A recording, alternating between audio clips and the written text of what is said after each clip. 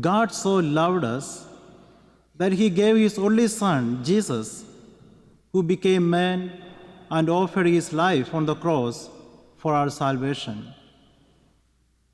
But Jesus did not stop there. He went further as to give his own flesh and blood for our eternal nourishment.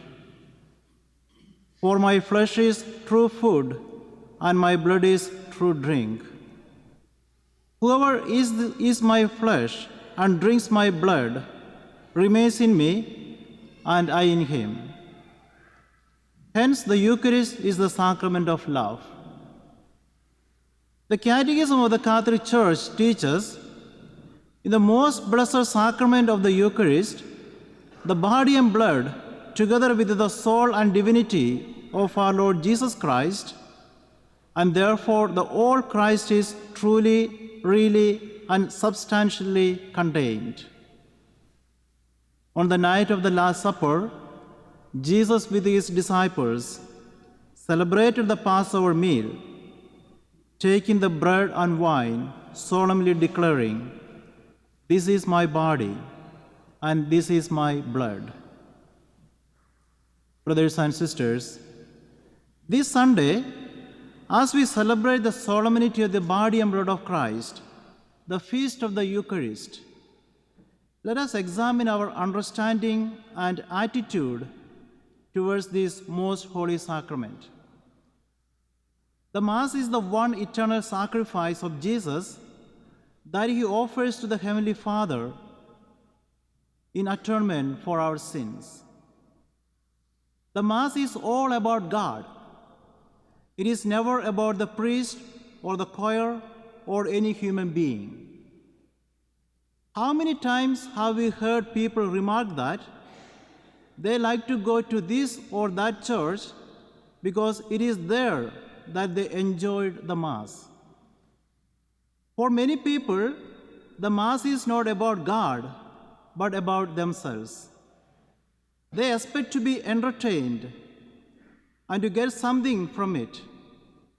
And when these expectations are not met, they leave and look for another church where they will enjoy and have fun. The Mass is never about us. It is all about God. We come to Mass to worship, glorify, and praise God. Whether we enjoy or not, it is not the point. Pope Benedict XVI said, "Liturgy is not a matter of what you please, for liturgy is all about pleasing God. The Mass is all about giving." Failure to consider the Mass as the sacrifice of Jesus gives rise to the belief that we go to Mass primarily to get something from God. While the Mass is all about giving, many people who come to Mass only think of getting. No wonder the Mass oftentimes meaningless and fruitless for us, because we totally miss the whole point of its meaning. The Mass is about giving everything to God. It is all about dying to self. During consecration, Jesus really dies, and we also would die with him. The servant of God, Fulton Sheen, compares the Mass to a drama with 3 acts. First, it is the offering of ourselves. Second, it is dying with Jesus. Third, it is new life in Christ. Jesus instituted the Holy Eucharist both as a sacramental banquet and a sacrificial offering. As a sacrament, the Eucharist is a visible sign that gives us God's grace and God's life. And as a meal, it nourishes our souls. The celebration of the Eucharist implies serious challenges and obligations for every Christian. More than mere participation, it implies that a Christ-like life is very much needed.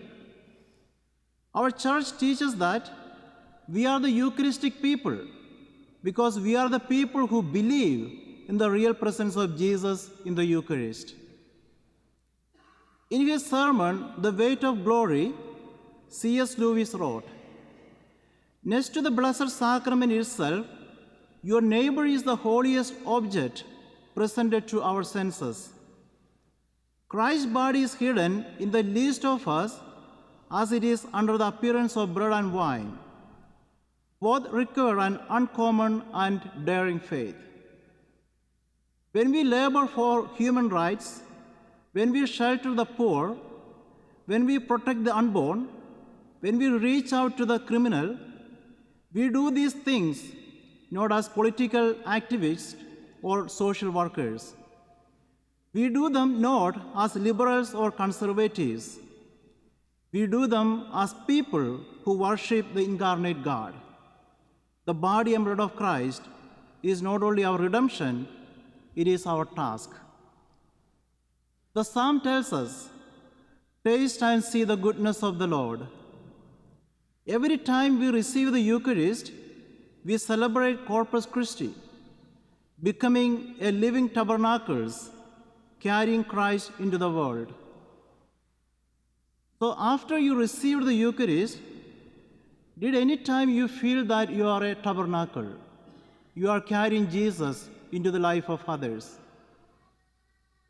We see in the Gospel that when Mary visited Elizabeth, the presence of Jesus brought a lot of joy for John, who was in the womb of Elizabeth, and Elizabeth filled with the Holy Spirit.